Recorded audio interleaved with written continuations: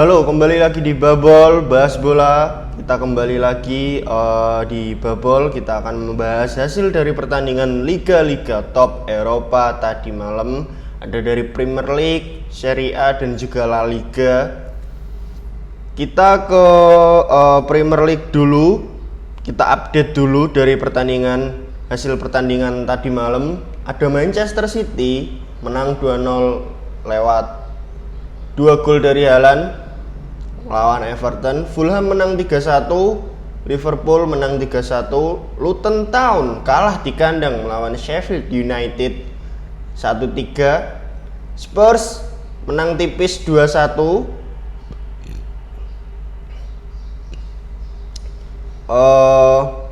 Wolves yang kemarin habis mengalahkan Chelsea kalah di kandang 2-0 lawan Brentford.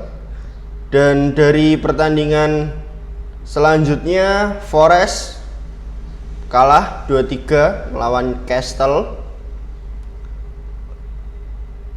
Dari Serie A ada Roma melawan Inter 2-4 dimenangkan oleh Inter, dan masa honeymoon period dari Daniel De Rossi selesai di kandang sendiri melawan AS Roma. Dan ada Girona yang dibantai 4-0 oleh Real Madrid. Oke, kita bahas satu-satu dulu. Semalam ada banyak pertandingan dan gue menyempatkan untuk menonton match, dan nanti malam juga ada match Arsenal melawan West Ham dan juga Man United melawan Aston Villa.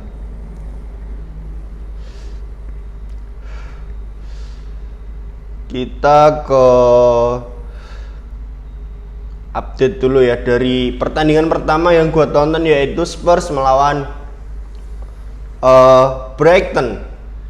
Brighton unggul lebih dulu lewat gol dari Pascal Gross dari penalti, dan setelah itu halftime 0-1 untuk keunggulan Brighton, dan mereka memasuki babak kedua dengan skor 1-1. Pertandingan itu sebenarnya berlangsung bersamaan dengan match antara Liverpool dan juga Burnley. Gua sempat nonton sedikit di awal babak kedua Brighton melawan Spurs,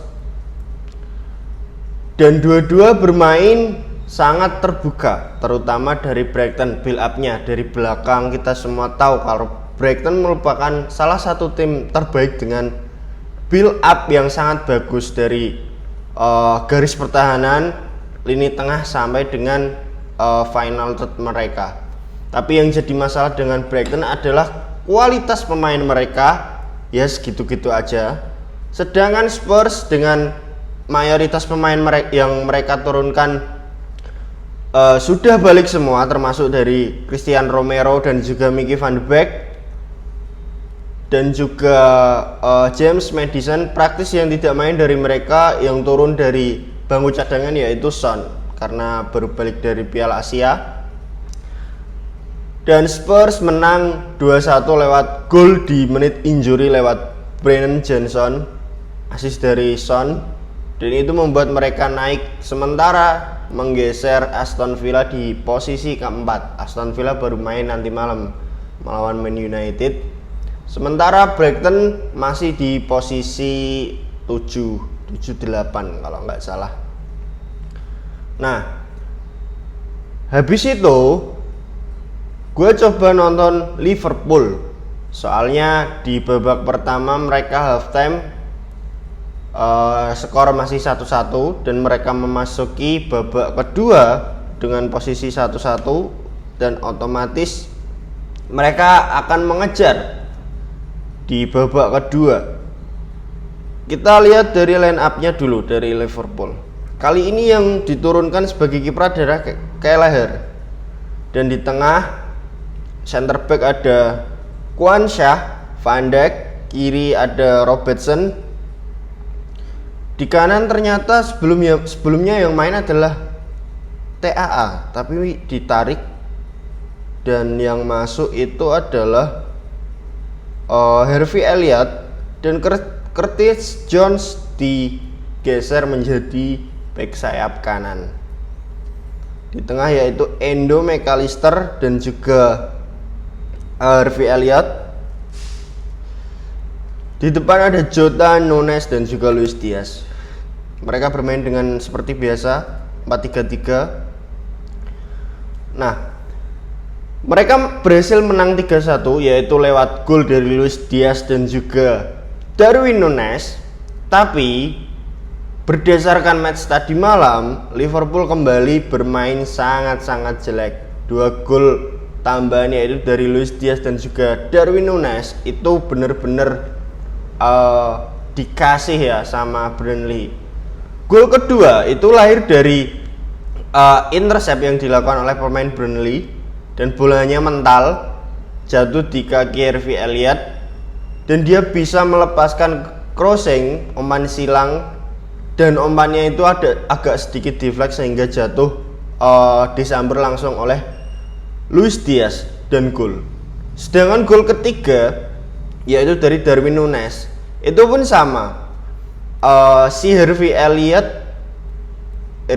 kalau nggak salah itu bisa melepaskan umpan dari dalam kotak penalti tanpa ada yang pressing karena benar-benar dibiarkan oleh pemain Burnley.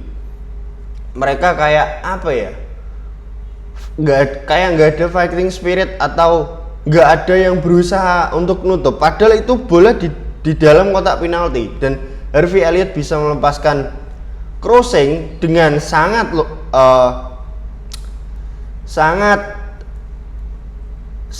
enak, sangat akurat dan diselesaikan oleh headingnya Darwin Nunes.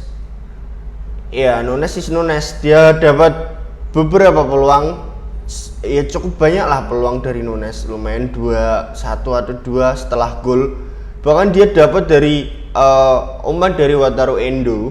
Jadi Endo melepaskan umpan dan langsung jatuh di depan kakinya pas dia awan-awan melawan kiper, tinggal ada depan nama kiper aja.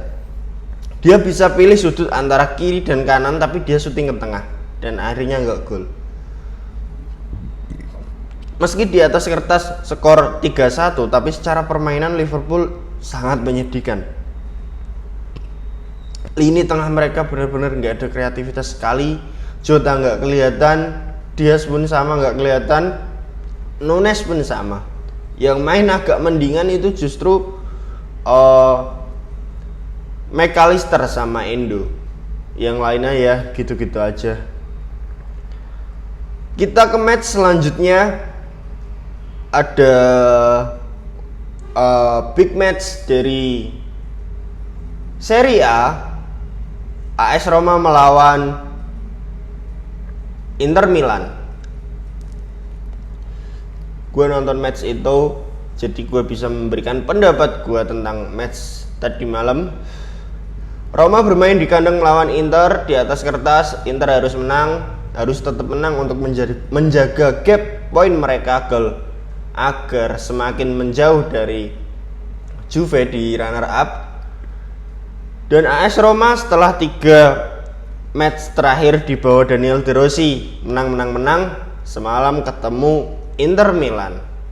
AS Roma bermain dengan 4-3-3, sementara Inter Milan bermain seperti biasa, sistem mereka 3-5-2. Kita cek dari line up dulu. Dari Roma, praktis Roma bermain dengan skuad terbaik mereka ya, yaitu di belakang ada Mancini, Aisen, Angelino, Karsdorp, Brian Cristante, Paredes di tengah dan juga Pellegrini di depan, Dybala, Lukaku dan El Shaarawy. Sementara Inter turun dengan ya seperti biasa, 3 di belakang, Bastoni, Acerbi, Pavard, 5 di tengah, Di Marco, Mkhitaryan, Hakan, Barella dan juga Darmian. 2 di depan yaitu Lautaro dan juga Marcus Thuram.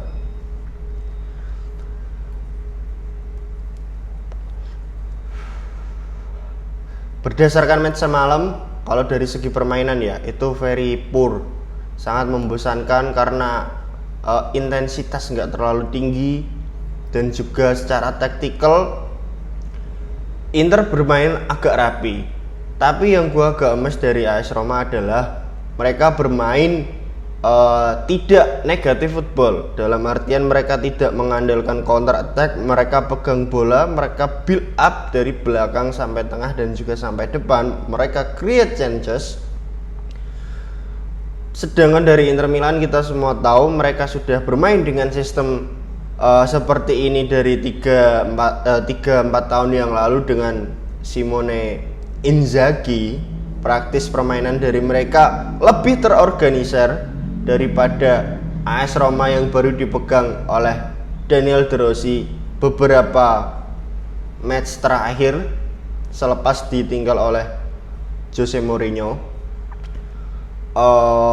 Gol pertama jatuh dari Acerbi, golnya lewat heading. Tapi dari segi permainan kita nggak bahas skor ya, karena untuk gue skor nggak ada hubungannya sama permainan. Tapi berdasarkan permainan tadi malam itu sebenarnya cukup berimbang.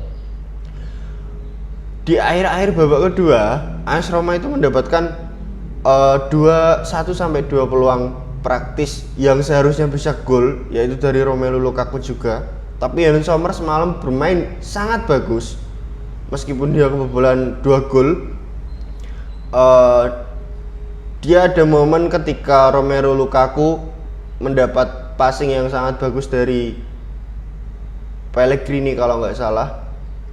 Dia one on one sama Yann Sommer, tapi Lukaku dia tidak memilih langsung untuk shoot ke gawang, tapi dia mencoba melewati kiper dan bolanya berhasil di-save sama Yann Sommer. Dan peluang dari Spinazzola, tendangan dari luar kotak sangat kenceng dan bisa di-save oleh Yann Sommer. Dan di 15 menit terakhir AS Roma berusaha keluar, berusaha ngejar, berusaha untuk mencetak gol ketika skor masih 3-2. Karena mereka ketinggalan, mereka benar-benar ambil resiko, mereka bermain very high, mereka melakukan pressing. Dan dari Inter Milan, sebenarnya Inter semalam itu nggak main bagus ya. Ya biasa-biasa aja, cuman mereka lebih rapi, lebih disiplin, lebih terorganize dan jauh lebih kompak, lebih efektif. Gol terakhir itu dari Alessandro Bastoni itu hasil dari kesalahan di lini tengah, dari individual error dari pemain AS Roma, sehingga bola berhasil dicuri oleh Arnautovic dan dia passing ke Sanchez. Dia lebarkan bola sehingga Arnautovic passing balik, dia kasih passing crossing mendatar sehingga langsung diselesaikan oleh Bastoni. Skor menjadi 4-2. Tapi terlepas dari hasil ini, gue agak emes oleh permainan AS Roma yang biasanya di bawah Jose Mourinho itu cenderung memainkan negatif football. Tapi semalam melawan Inter Milan di atas kertas, ya mereka berani bermain terbuka dan berani bermain cukup atraktif, meskipun hasilnya tidak memihak kepada mereka. Tapi gue melihat ada perubahan dari AS Roma. Semoga ini konsisten, karena kalau AS Roma bermain seperti match semalam itu akan menambah seru di persaingan menuju 4 besar. Meskipun gap mereka cukup jauh, tapi masih sisa 14-15 pertandingan, sepertinya bisa. Dan Inter terus melaju jauh, praktis yang ada di title race, yaitu di Serie A musim ini adalah Inter dan juga Juventus. Milan sih gua nggak ngelihat. Kita ke La Liga, satu match ada Real Madrid melawan Girona. Di atas kertas Girona sebagai rank 1 dan juga Madrid sebagai rank 2, cuma kalah goal difference atau kalau nggak salah. Nah, Di atas kertas kita semua tahu Girona musim ini bermain cukup luar biasa. Mereka yang biasanya di musim-musim sebelumnya harus berjuang untuk zona degradasi, di musim ini mereka secara mengejutkan tampil atraktif dan mereka berada di papan atas. Nah, semalam ketemunya yaitu adalah Real Madrid. Di atas kertas mereka juga ingin meraih kemenangan untuk tetap menjaga posisi mereka di papan atas, yaitu di rank 1. Dan tadi malam mereka berhasil mengalahkan Girona 4-0. 1 gol dari Vini sangat keren, terus disusul dari Bellingham 2 gol sama golnya dari Rodrigo. Dua-dua ini sebenarnya bermain cukup terbuka. Kita semua tahu Girona memang permainannya musim ini cukup atraktif dan mereka sangat terbuka, sehingga disitulah terjadi banyak space yang bisa dimanfaatkan oleh pemain-pemain Madrid. Terlihat dari gol pertama dan juga gol kedua itu space-nya cukup banyak sehingga bisa dimanfaatkan. By the way, Vini semalam bermain sangat keren. Satu gol dan 2 gol dari Bellingham itu hasil kreasi dari Vini, dan juga 1 gol dari Rodrigo murni skill individu. Kalau dilihat dari permainan, Madrid sebenarnya nggak main bagus-bagus amat, tapi berdasarkan kualitas mereka di atas lapangan, mereka bisa mencetak gol. 4 gol semuanya itu kan hasil dari skill individu pemain Real Madrid, bukan dari permainan sebuah sistem yang diterapkan. Gol kedua itu kan visi dari Vini, dia lepaskan umpan yang sangat bagus sehingga Bellingham muncul di situ dan finishingnya cukup keren. Sedangkan gol ketiga itu kan murni skill, yaitu dari Vini yang mencoba untuk melewati 2-3 pemain, bolanya dia shoot ke arah kiper dan di save dan langsung disambut oleh Bellingham. Bellingham semalam mencetak 2 gol, tapi di babak pertama gue kira Bellingham itu nggak main loh, soalnya bener-bener nggak kelihatan. Yang kelihatan justru itu adalah Camavinga sama Valverde. Dan di menit 35an kalau nggak salah, gue baru ngeh kalau ternyata Bellingham main dan nggak kelihatan sama sekali, tapi dia cetak gol. Ya karena itu, karena kualitas dia dan kualitas Real Madrid tadi malam, jadi mereka layak menang berdasarkan kualitas pemain. Tapi kalau dari sisi permainan, ya sebenarnya sangat biasa banget. Untuk Girona pun ya gue nggak heran kalau mereka akhirnya turun, karena dari sisi permainan mereka cukup bagus, tapi dari kualitas pemain, mental, dan ketika mereka sudah mengalami beberapa tekanan, ya mereka belum tentu bisa survive under pressure secara terus menerus. Karena kita semua tahu untuk menyelesaikan liga dengan gelar juara itu bukan hanya dari segi permainan yang harus bagus, tapi dari segi mental, dari pressure, dari banyak faktor lah, dan itu nggak dimiliki oleh Girona. Dan tadi malam hal-hal itu dimiliki oleh Real Madrid, fair aja. Tapi kalau dari segi permainan ya biasa banget, praktis. Oke, itu dulu untuk sementara. Besok sepertinya ketemu lagi karena nanti malam ada banyak match yang cukup seru. Thanks for watching.